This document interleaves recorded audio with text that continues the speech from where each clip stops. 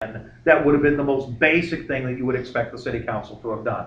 So the anger after the hurricane in 1900 that hit Galveston was so high that there was a systematic call for change. And so a progressive set of changes was implemented because of the Galveston tragedy.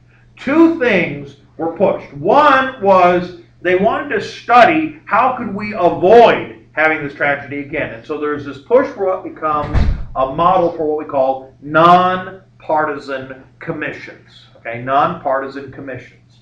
And the second change that's going to be big is that they're going to then they're not only just going to vote out the bums, okay, they're going to restructure the government to where they create what's going to become what's called the city manager model of city government. Okay, the city manager model. So we need to talk about both those things, and then of course we're going to talk about the negatives, or the things that are seen as the positive, the opposite side of their argument. So the first thing was, if you remember, yes, the city manager what model. Okay. Now both these things, if our memory serves, okay, if we think about it, in looking at the idea of a nonpartisan commission, remember the Taylorites. What did I say the Taylorites loved more than anything else? They loved efficiency, right? They loved the idea of expertise. And there's this whole theme amongst progressives of wanting experts and academics and non-political solutions to political problems, okay? And so the nonpartisan commission is an idea behind that. The idea is instead of having a solution made by politics, by whoever bribes the politician the most or who paid them the most money, all that sort of thing. Instead, let's get experts to look at the problem and therefore to diagnose what's there and make recommendations based on their expertise, and that would be a better way than using the political process to come up with a solution. Okay, these are nonpartisan commissions. We still see these today, and that's a progressive ideal. Now, what might be the criticisms of nonpartisan commissions today that are handed out? What might be some of the negatives that are suggested about a nonpartisan commission? Easier to buy out. Well, okay. Well, here's the thing. A nonpartisan commission is supposed to be non-politicians, right? Okay. But let me give some examples, because maybe this doesn't really strike to mind. I know that you all are so politically well-read and active, right, as you all have demonstrated frequently. Out of curiosity, just before I go any further, by a show of hands, and I'm not going to ask when or how often, how many of you all have at least voted once? How many of you all have at least voted once? Okay. Thank you. Just I wanted to. That's about a little over half. I actually had one class where less than 7 students had ever voted. Wow. And that's not just voted recently or often or in every election. That's just had voted ever. And in an entire class, I had less than 7. And the fact that for you all, it's about half. That's, again, a little scary. Considering most of the people in this class have only had one chance to vote. I still would take that chance, It's like, Emma, take a chance on me. All right, anyway, huh? It was for the president of the United States. I mean, it's kind of... Yeah, but okay, it's true. Some people might have been too young to vote at the time. That's fair, but it's still, I don't think that youth or immigration status are the only reasons why people don't vote. I would, if we looked at the percentage of voters who are eligible to vote versus the percentage who actually vote, I don't think it's just youth and immigration status that's the only reason why people don't vote. That would just be, I think, statistics would be on my side. Okay? It's been dropping steadily since the Civil War. Well, that's because we're content. We're fat. Be happy. Vote? Hell no. I need a Cheeto. I'm good. So anyway, I've got to finish this raid on World of Warcraft. Okay, it's important. But anyway, the point of the story was nonpartisan commissions are sometimes criticized for different reasons. One is, of course, the very definition of nonpartisan is tricky. If you're an expert in the field, you probably are employed in some way in that field, which means you probably have a political stake in the outcome.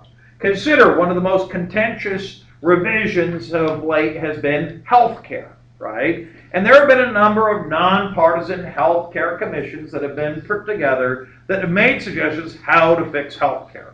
Well, you know what? Depending on the type of experts you put on the panel, depends a whole lot on what they decide is the most important thing. You have a panel made up mostly of doctors and hospital administrators And amazingly, it suddenly has nothing to do with controlling costs of medication. It has nothing to do with patient experience. It has everything to do with malpractice insurance, okay? It's all about malpractice is what's destroying the current system. If you put pharmaceutical companies on there, I promise you one of their things is not about controlling the cost of drugs, okay? If you put patient advocates on there, I promise you one of the things is controlling the cost of drugs, and exactly the opposite recommendations of somebody that might be a panel loaded with people who are from pharmaceutical companies. No matter what you do, experts in the field are probably participants in the field, and so therefore they probably come with their own baggage. That's one claim that's made about nonpartisan commissions. They're inherently partisan because the experts are involved, okay? Number two, the second problem with nonpartisan commissions is that sometimes they don't want to criticize anything because since they are hired by or they're politically involved, they will not say shit, and the reports therefore have very little value. After 9/11, there was a huge call for somebody to take responsibility for what people saw were missed opportunities to stop the terrorist attack. Now that's very much Sunday morning or Monday night. Oh, hold on. What is it? The quarterbacking that's after the game. What's that called? Monday morning. Monday morning quarterbacking. Yes, that thing. That's baseball, football, something. Anyway, whatever that is. Okay. The metaphor that means to pretend you could know what to do after the game is over. Okay. Use that metaphor, whichever one's the right one. You can see I'm a part of the nonpartisan commission on sports. So the point is that because of this, there's an inherent problem. Okay, I don't think that it's fair to say, oh, we could have stopped it if only X, Y, and Z had happened. That's pretty unkind. But it is true that when the 9/11 report was released, it was very namby-pamby. They would not name a single administrator or a single name in the Bush administration to say, oh, any of these people had failures and should have done X, Y, or Z, because it was considered to be very bad. Now, don't think I just pick on Republicans.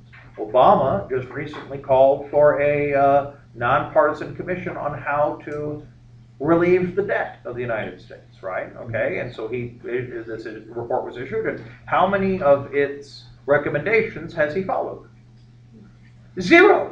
Okay, now don't get excited. Republicans are also 0 on it, okay? Because most of the recommendations are things that are so, and that's the third problem with these commissions, is that they can make a recommendation. Does that mean anybody has to follow them? No. Frequently they do work and people are like, okay, because they might be considered politically unworkable. Since some of the conditions for the nonpartisan commission were to undo things in reference to Social Security and Medicare, are those good things to suggest nowadays in the United States to undo Social Security or Medicare? Will that win you friends and family members? No. That will get you lots of it's like hugging a porcupine on a cactus. Okay? It's painful and probably will still not get you a friend. So as a result, this was generally not a good idea. So there's a criticism of nonpartisan commissions. Now, I know that I asked you before you left last time. I said these are these terms are going to be on the terms that were on the outline. You should look at and look at the definitions. So I'm going to ask just wildly, okay? What is a city manager? A city what? Yeah. Okay. A city manager. Oh, manager. Okay. Yeah. The manager is the person that kind of oversees the planning and goes over all the budget. They manage all the groups within the city that control the departments.